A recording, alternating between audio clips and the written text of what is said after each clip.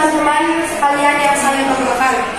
Perkenalkan, saya Siti Mariam sebagai moderator yang akan memimpin berjalannya presentasi kali ini. Di sini saya memiliki 4 materi, yaitu Vera Yusnita yang akan menjelaskan bagian perusahaan, Dewi Lestari yang akan menjelaskan bagian pemasaran produk, Dini Indiani yang akan menjelaskan bagian laporan keuangan, dan Ian Mariani yang akan menjelaskan bagian laporan hasil evaluasi hasil usaha. Kepada Vera Yusnita saya persilakan. Baik, terima kasih.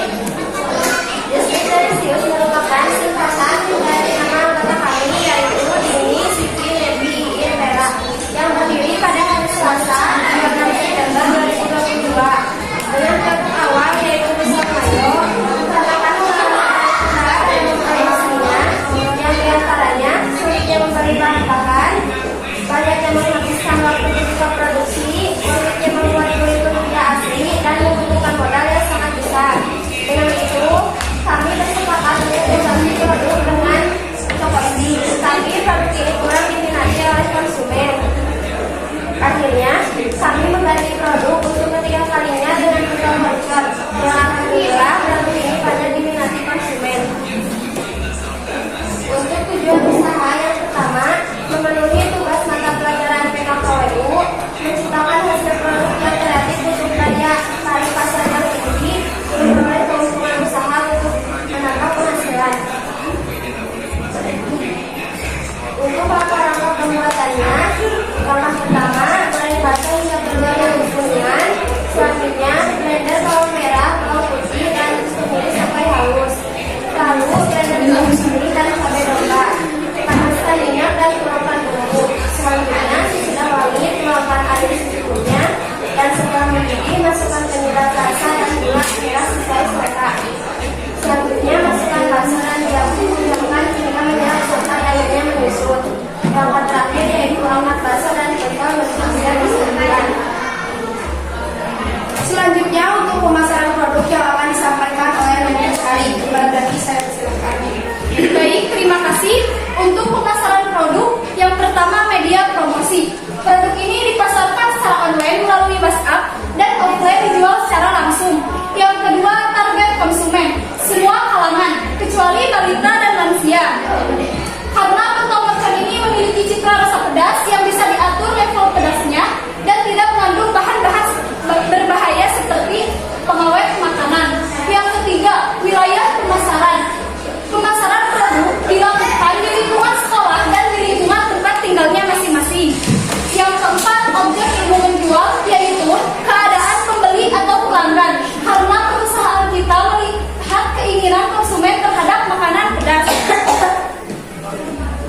Yang kelima, teknik menjual, yaitu kepuasan, satisfaction. Karena kami mengedepankan kualitas produk dan kepuasan konsumen dengan harga yang terjangkau sehingga konsumen menjadi pelanggan. Ya, selanjutnya, faktor yang mempengaruhi kepuasan pelanggan yaitu kualitas produk dan pelayanan yang baik, juga faktor harga yang terjangkau untuk konsumen. Kemudian, metode pengukuran kepuasan konsumen yaitu survei kepuasan pelanggan. Karena perusahaan kami memperoleh tanggapan secara langsung dari pelanggan. Selanjutnya, melakukan negosiasi, yaitu strategi menang-menang, win-win strategi. Karena pihak konsumen dan produsen tidak ada pihak yang dirugikan, kedua belah pihak mendapatkan kepuasan. Kemudian, penetapan harga jual.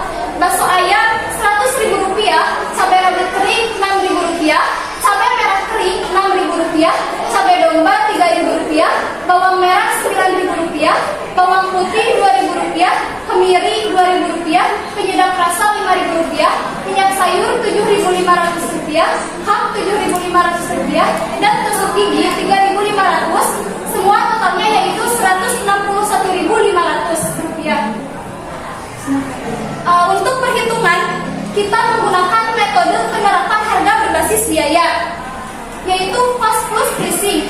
Jadi total semuanya Rp161.500 dibagi 73. Di sini 73 itu kita membuat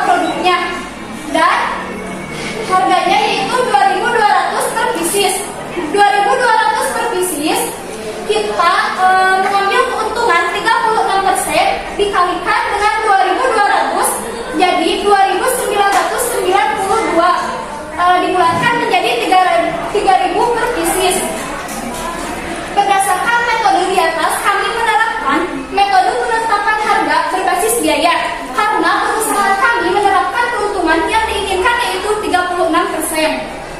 Yang terakhir, sistem saluran distribusi, yaitu sistem distribusi langsung, yaitu dari produsen langsung ke konsumen tanpa melalui perantara. Untuk laporan keuangan yang akan disampaikan oleh Dini Indiani kepada Dini, saya persilakan. Baik, terima kasih. Untuk selanjutnya yaitu mengenai laporan keuangan. Laporan keuangan dalam perusahaan Distributius yang disediakan per bulan. Yang pertama yaitu bulan September yang dimana mengeluarkan penjualan sebesar 437.500 dengan total pendapatan 437.500 dengan total biaya variabel yaitu 322.500 sehingga mendapatkan laba dengan total 115.000 pada bulan September. Selanjutnya pada bulan Oktober kami mendapatkan laba 341 dengan biaya penjualannya yaitu 920.000 dan biaya variabelnya 579.000. Pada bulan November kami mengeluarkan biaya yaitu 264.500 dengan total laba 170 dan total penjualannya 435.000. Selanjutnya evaluasi hasil usaha yang akan disampaikan oleh Ibu Mariani kepada izin saya persilakan. Baik, terima kasih. Untuk evaluasi hasil usaha, yang pertama analisis rasio keuangan. Yang kami gunakan yaitu perbandingan internal karena membandingkan dengan perusahaan yang sama, yaitu perusahaan sendiri dari bulan ke bulan. Yang kedua yaitu jenis rasio keuangan. Yang kami gunakan adalah rasio profitabilitas dan rasio aktivitas. Karena perusahaan kami mempunyai kemampuan penjualan secara cepat dalam menghasilkan laba. Yang ketiga yaitu metode dan teknik analisis. Yang kami gunakan adalah analisis sumber karena sistem produksi perusahaan kami menggunakan modal kerja dan kas. Yang terakhir yaitu penggunaan rasio keuangan. Untuk pihak manajemen kami tidak ada, pihak pemilik usaha, anggota kelompok Distributius. Untuk pihak kreditor kami tidak ada. Untuk merger, akuisisi dan divestasi kami tidak ada. Untuk auditor eksternal yaitu guru mata pelajaran PKKWU Ibu Isni Nur Faida. Dan untuk regulator kami tidak ada. Kemudian yang terakhir konsumen yaitu warga sekolah dan masyarakat tempat tinggal masing-masing. Untuk diagram penjualan yang akan disampaikan oleh Dini Indiani kepada Dini, saya persilakan. Selanjutnya mengenai diagram penjualan. Nah, diagram penjualan di sini kami sediakan per bulan sesuai dengan laporan laba rugi yang telah kami buat. Diagram penjualan di sini dimulai dari bulan September, Oktober, dan November. Perbedaan antara penjualan di sini dikarenakan kita dalam membuatnya itu berbeda-beda. Yang pertama September kami mengeluarkan 146 pieces, bulan Oktober 286 pieces, dan November 133 pieces. Nah, dalam Oktober ke November mengalami penurunan karena di sini kita hanya memproduksi 2 kali, sedangkan pada bulan Oktober kami memproduksi 5 kali. Jadi dapat disimpulkan dari diagram penjualan Distributius, yaitu perusahaan kami termasuk perusahaan yang berkembang. Hal ini dibuktikan dengan omset penjualan yang meningkat setiap bulannya, yang dimana omset penjualan pada bulan September 2 kali produksi dan Oktober 5 kali produksi, serta bulan November 2 kali produksi. Penurunan penjualan di bulan November dikarenakan produksi hanya 2 kali, tetapi bisa mencapai omset penjualan sekitar 133 per pieces.